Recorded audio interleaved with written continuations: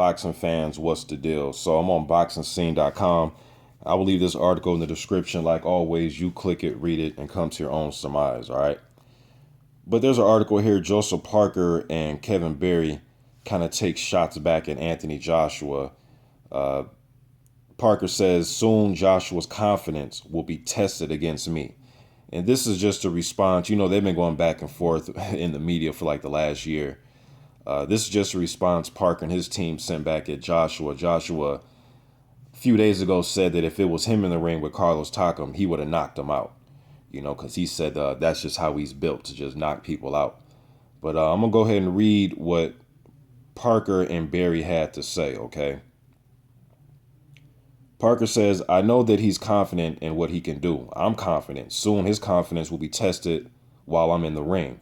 I'm just waiting for them to set a date. Let me know where it is and let's get it on. All right. Kevin Berry says Brazil's a perfect opponent for Joshua.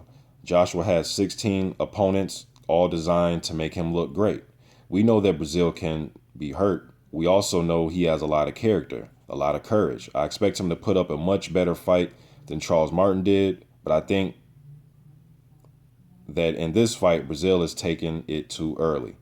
I think his handlers have had a look at his last couple of fights where he could have had won easily, been beaten, and though let's go after someone big.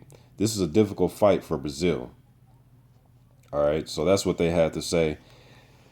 As far as Parker saying that Anthony Joshua's confidence will be tested when they meet in the ring, he probably has a point, but I'm going to wait probably a few hours away here from the Brazil versus Joshua fight. So we'll see what happens after this fight. I still have Joshua winning this fight, and then we have to wait to see what Parker does against Raul Mano. And I know that they're favorite. Both guys are favorite to win their fights, but you never know what can happen in boxing, man, especially at the heavyweight division, when really all it takes is just one power shot, and it's all over. You know what I mean? So that fight's going to be big, man. But I do think that Parker does have the durability. He showed some durability. He showed great hand speed. And he has power of his own. You know, he's going to make Joshua think, too. It's not just going to be Joshua going to go in there and steamroll him. I just don't believe that. I believe there's some obstacles that he's going to have to get over, man.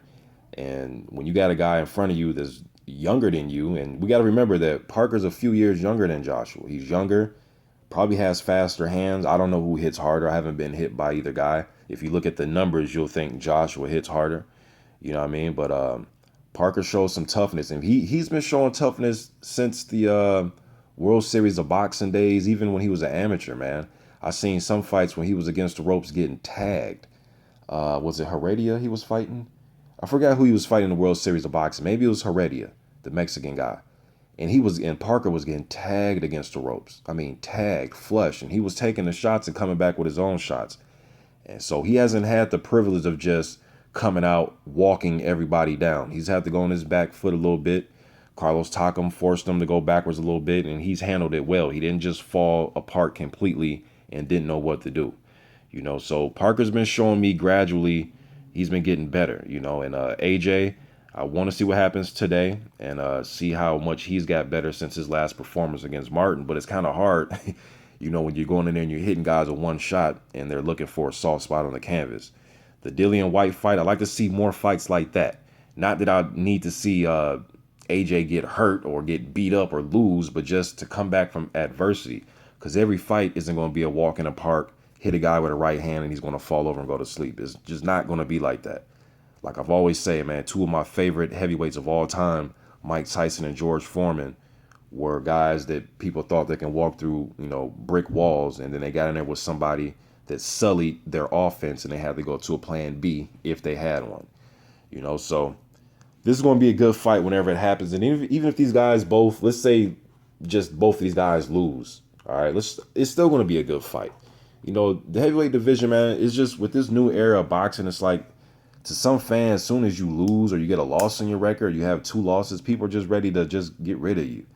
You know, but for the sake of the fight and the marketing and just building the fight up and it being a huge fight, I would like for both guys to be undefeated going into their fight. Team Joshua said they're looking to fight Parker in the spring of next year. So we'll see what happens today with this Brazil fight, though. But I'm just getting this article out here.